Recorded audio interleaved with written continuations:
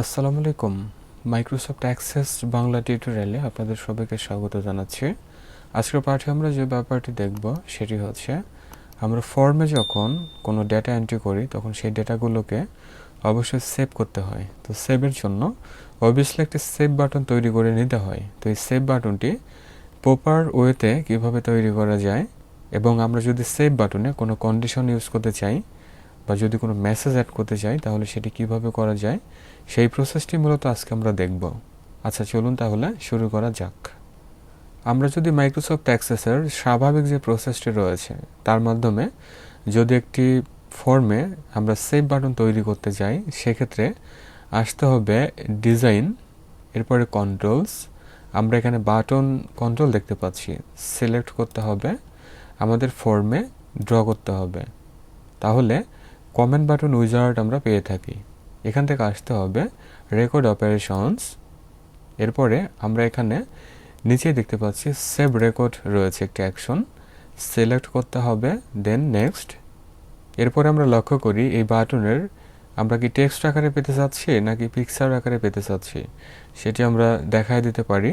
তো আপাতত এই সেভ রেকর্ড অর্থাৎ টেক্সট আকারে আমরা রাখি, বা আপনি চাইলে কাস্টম একটি নেম টাইপ করে দিতে পারেন। ঠিক আছে, জাস্ট আমরা নেক্সট করি। প্রোগ্রামিংয়ের জন্য চাইলে আপনি কমেন্ট বাটনের নেম চেঞ্জ করে দিতে পারেন, আপাতত থাকুক, দেন ফিনিশ। তাহলে যেটি হলো আমরা একটি সেভ বাটন তৈরি করলাম। ঠিক আছে ব্যাপারটা। এখন যদি আমরা আমাদের এই ফর্মটিকে সেভ করি, দেন যদি ভিউ করি, তাহলে এখন এই সেভ বাটনে ক্লিক করলে আমরা রেকর্ড সেভ করতে পারবো। ঠিক আছে, তো আমরা একটি রেকর্ড আপাতত সেভ করি। আমরা টাইপ করি যে কোনো একটি নেম।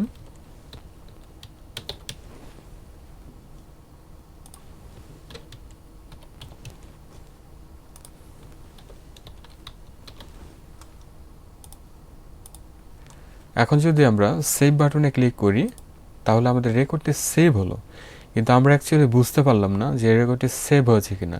তো সেটি দেখার জন্য আবার আমাদের যেতে হবে টেবিলে। তো আমরা যদি চাই যে এই সেভ বাটনটিকে একটু কাস্টমাইজ করব তাহলে খুব সহজেই সেটি করা যায়। ওকে, তাহলে আমরা যেটি করব এই ফর্মের ডিজাইন ভিউতে আসব। তাহলে ফর্মের উপরে যদি মাউস রাইট ক্লিক করা হয় আমরা ডিজাইন ভিউ পেয়ে থাকি, ক্লিক করতে হবে। এখন এই বাটনকে সিলেক্ট করতে হবে, এরপর আসতে হবে প্রপার্টি শিট। আমরা ডিজাইন ট্যাবের আন্ডারে প্রপার্টি শিট দেখতে পাচ্ছি, সিলেক্ট করতে হবে এবং আসতে হবে ইভেন্টে যদি আসি, আমি একটু বড় করে দেখাচ্ছি। দেখুন এখানে অন ক্লিক ইভেন্টে এমবেডেড ম্যাক্রো দেখাচ্ছে।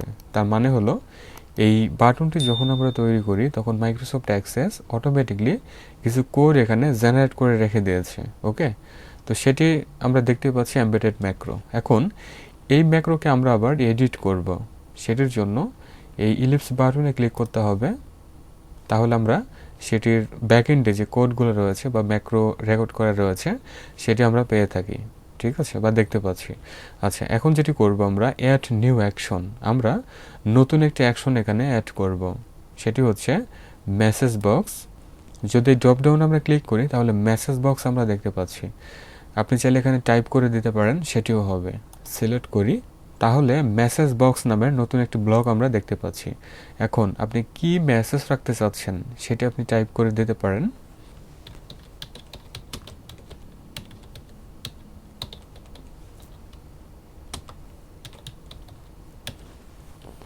রেকর্ড সাকসেসফুলি সেভড আমরা দিলাম। এরপরে আমরা যদি চাই যে বিপ সাউন্ড থাকবে এই বাটনে ক্লিক করলে সেটি আপনি ইয়েস রাখতে পারেন, আদারওয়াইজ এখান থেকে নো করে দিতে পারেন। ঠিক আছে, এবং মেসেজের টাইপ কোন ধরনের মেসেজ হবে সেটি আপনি দেখায় দিতে পারেন। যেহেতু আমাদের ডেটা এখানে সেভের ব্যাপারটা আমরা দেখাচ্ছি, সো এখানে কিন্তু ক্রিটিক্যাল ইউজ করা যাবে না, ওয়ার্নিং ইউজ করা যাবে না, এগুলো কিন্তু ইউজ করা যাবে না। আমরা যেটি ইউজ করতে পারি ইনফরমেশন। ঠিক আছে ব্যাপারটা, তাহলে সেটি দেয়া হলো। এবং যে মেসেজ বক্সটি অ্যাপিয়ার করবে সেটির টাইটেল কি হবে সেটি আমরা এখানে দেখায় দিতে পারবো। ঠিক আছে, আমরা সেভ রেকর্ড রাখলাম। এখন আমরা উপরে দেখতে পাচ্ছি এখানে ক্লোজের এখানে সেভ রয়েছে, সেভ করতে হবে, ক্লোজ করতে হবে। ফাইনালি আমরা একটু এই বাটনের মতো করে নেই, তার জন্য বাটন সিলেক্ট রেখে চলে আসি হোম, ফরম্যাট পেইন্টর একবার ক্লিক করে যদি এই বাটনে ক্লিক করা হয় তাহলে সেম এরকম হয়ে যাবে। ঠিক আছে ব্যাপারটা? আচ্ছা, এখন আমরা আমাদের ফর্মটিকে সেভ করি, ভিউ করি, আমরা অ্যাড রেকর্ড করি। আমরা নতুন একটি রেকর্ড অ্যাড করব।